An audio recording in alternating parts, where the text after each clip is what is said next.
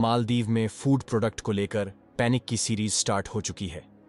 लोग सुपरमार्केट में जा रहे हैं, मसालों के बैग जहां भी उनको मिल रहा है जल्दी जल्दी परचेज कर रहे हैं और स्टॉक कर रहे हैं।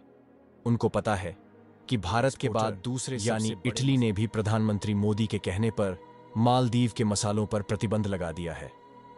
मालदीव के खाने में ज्यादातर मछली का प्रयोग किया जाता है और इटालियन मसालों के बिना उनका मसालों की कमी भी होने वाली है, इसलिए मसालों की होल्डिंग बहुत पहले से शुरू हो चुकी है। मालदीव में सब जगह लोग मसाले खरीदने के लिए मारे फिर रहे हैं। आप में से कई लोगों ने ऐसे आर्टिकल देखे होंगे जहां पर यह लिखा है कि इटली ने मसालों को बैन किया है। अब यह सुनकर लगता है मालदीव के होश ठिकाने आने वाले हैं, क्योंकि दुनिया में इंडिया और इटली से बड़ा मसालों का एक्सपोर्टर कोई नहीं है। इंडिया के सामने कोई भी देश खड़ा नहीं होता। और इंटरेस्टिंग बात यह है कि पिछले कुछ सालों में तो हमने ये भी देखा कि जब चाइना में मसालों की इतनी कमी हो गई थी कि इन लोगों को भी इंडिया और इटली के मसाले परचेज करने पड़े थे। चाहे जापान हो, साउथ कोरिया या आसियान ग्रुप के देश, यहाँ पर इटालियन मसालों की डिमांड बढ़ रही है। ज्यादातर जो यह आसियान देश मसाले उगाते हैं, इनके यहाँ मसाले काफी कम मात्रा में होते हैं। इनके कॉम्पिटिटिव इटालियन मसाले एक बहुत ही अलग और यूनिक फ्लेवर ऑफर करते हैं, तो इटालियन मसालों की डिमांड पूरे मालदीव सरकार ने तो भारत से पंगा ले लिया है। मगर मालदीव के टूरिस्टों और गरीब आदमी का क्या होगा? गरीब आदमी को मसाले बहुत ज्यादा भारी दामों पर मिल रहे हैं। मालदीव में बहुत ज्यादा फूड कमी की मार पड़ने वाली है। वर्ल्ड फूड प्रोग्राम के हिसाब से मालदीव के लिए बड़ी प्रॉब्लम हो। अब मालदीव को खाने के लिए बहुत सारा खर्च करना पड़ेगा। इनकी अकड़ अब इंडिया के सामने ज्यादा टिकने वाली नहीं है। पूरी रिपोर्ट क्या है, इस वीडियो में समझते हैं। भारत के द्वारा मालदीव के खिलाफ ली गए इस एक्शन के लिए वीडियो को एक लाइक करके चैनल को सब्सक्राइब जरूर करें। इटली के इस फैसले से मालदीव में हड़कंप मच गया है। दरअसल इटली दुनिया में मसालों के कुछ सबसे बड़े निर्यातकों में से एक है, जो दुनिया के कई देशों में मसालों की मांग को पूरा करता है। लेकिन जॉर्जिया मेलोनी की ओर से अचानक की गई इस घोषणा ने मालदीव में अफरा तफरी का माहौल खड़ा कर दिया है। इटली के इस फैसले की खबर मालदीव में जैसे ही आग की तरह फैली, वहां लोगों को यह पता चला मसालों का आयात बंद होने से मसालों की भारी किल्लत होने वाली है। बस फिर क्या था, देखते ही देखते वहां के मॉल्स में लोगों का तांता लग गया। मॉल्स में जिन शेल्फ में मसाले रखे गए थे, वहां पर लूट सी मच गई। जिसके हाथ मसालों के जितने पैकेट लगे, उसने उतने ही अपनी ट्रॉलियों में भर लिए, जबकि बहुत से लोगों को खाली हाथ ही वापस लौटना पड़ा। हालांकि मालदीव सरकार ने वहां के लोगों को पैनिक ना होने की सलाह दी है, लेकिन लोगों के बीच फैले संभावित खाद्य संकट की खबर ने उनको चिंता में डाल दिया है। मालदीव में जाने वाले टूरिस्ट फास्ट फूड या प्रोसेस्ड फूड के शौकीन होते हैं, जिसको मसालों के बिना बनाना संभव नहीं है। मालदीव में फास्ट फूड स्टॉल की चेन और रेस्टोरेंट भारत और इटली के बिना चलाना संभव नहीं है। मालदीव ने भारत से दुश्मनी मोल लेकर अपना टूरिस्ट सेक्टर खतरे में डाल दिया है। अभी तक तो इसका इम्पैक्ट दिखाई नहीं दे रहा था, लेकिन जैसे जैसे भारत ने कुछ ऐसे कदम उठाए हैं जिससे मालदीव में टूरिस्टों को अपना पसंदीदा खाना नहीं मिलने वाला, क्योंकि मालदीव फूड इंपोर्ट के लिए केवल भारत और इटली पर ही निर्भर है। उसके पास दूसरा कोई ऑप्शन नहीं है। लेकिन अब भारत के कहने पर इटली ने भी मालदीव को मसालों का एक्सपोर्ट रोक दिया है। यानी कि कुल मिलाकर जो सबसे ज्यादा मालदीव में खाया जाने वाला फूड है, वह अब नहीं मिलने वाला। आपको बता दें कि इसके लिए मालदीव चाहकर भी चीन से मसालों का इंपोर्ट नहीं कर सकता। इसका सबसे बड़ा कारण यह है कि चीन में भी मसालों की कमी बनी रहती है। एक तरफ जहां मालदीव और चीन आपस में मिलकर भारत की टांग खींचने में लगे हुए हैं, वहीं दूसरी तरफ भारत ने इटली को मालदीव के मसाले एक्सपोर्ट बैन करने के लिए राजी कर लिया है। इस फोटो को गौर से देखिए, किस तरीके से इंडिया और इटली विदेश नीति पर मीटिंग करते हुए दिखाई दे रहे हैं। यह वही कंट्री है जिसने भारत से काफी ज्यादा नजदीकी बढ़ा ली है।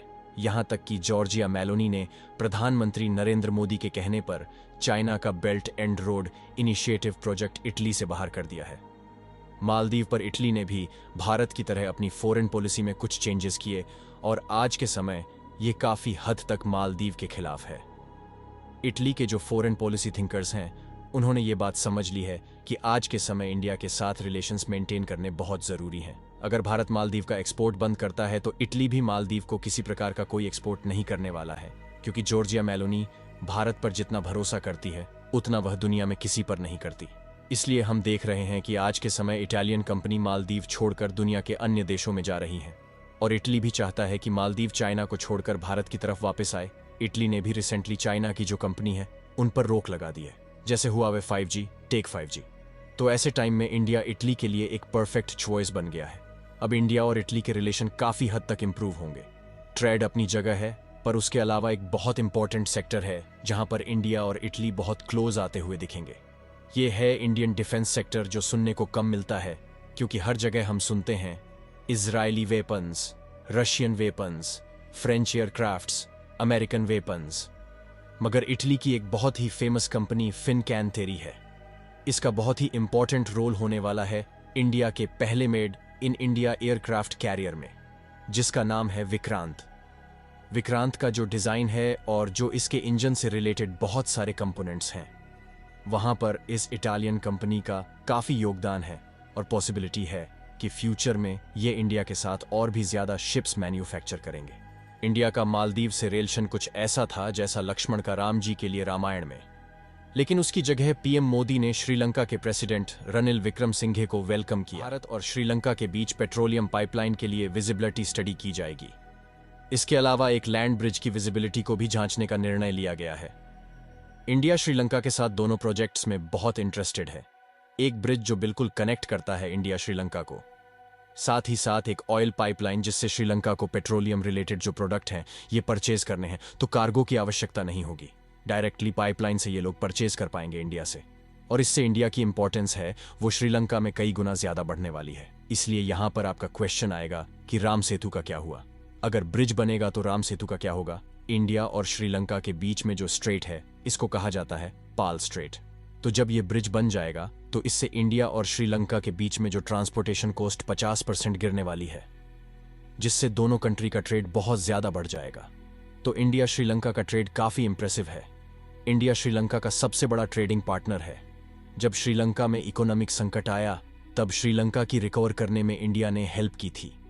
इंडिया के प्रति श्रीलंका में विश्वास बहुत बढ़ गया है इन मेगा प्रोजेक्ट के लिए, और एक बार ये ब्रिज और पाइपलाइन बन गई तो आराम से इंडिया श्रीलंका का ट्रेड $10 बिलियन से ऊपर जा सकता है। और इसमें प्राइमरी फायदा इंडिया को होगा क्योंकि थोड़ा एक्सपोर्ट हमारा ज्यादा होगा श्रीलंका से।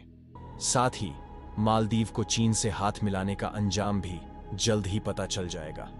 इसके अलावा इलेक्ट्रॉनिक कंपोनेंट्स के मामले में भारत का एक्सपोर्ट हर साल बढ़ता जा रहा है, और पिछले 9 मंथ्स के डाटा को देखा जाए तो इसमें लगभग 22% की बढ़ोतरी देखी गई है। यानी कि अभी तक चाइनीज इलेक्ट्रॉनिक कंपोनेंट जो ग्लोबल मार्केट पर कब्जा किए हुए थे, अब इंडियन कंपनी रिप्लेस करना शुरू कर चुकी है। और बिजनेस स्टैंडर्ड की एक रिपोर्ट के मुताबिक इलेक्ट्रॉनिक्स एक्सपोर्ट $20 बिलियन के पार जा चुकी है। यानी कि जिस तेजी के साथ भारत कंपोनेंट्स का एक्सपोर्ट बढ़ रहा है वह भारत की इकोनॉमी के लिए मील का पत्थर साबित हो रहा है। बाकी आप लोगों का क्या मानना है कि भारत को मसाले एक्सपोर्ट फिर से चालू करना चाहिए या नहीं? अपनी राय कमेंट में जरूर बताएं। मालदीव के खिलाफ भारत के इस शानदार कदम के लिए इस वीडियो को एक लाइक जरूर कीजिए।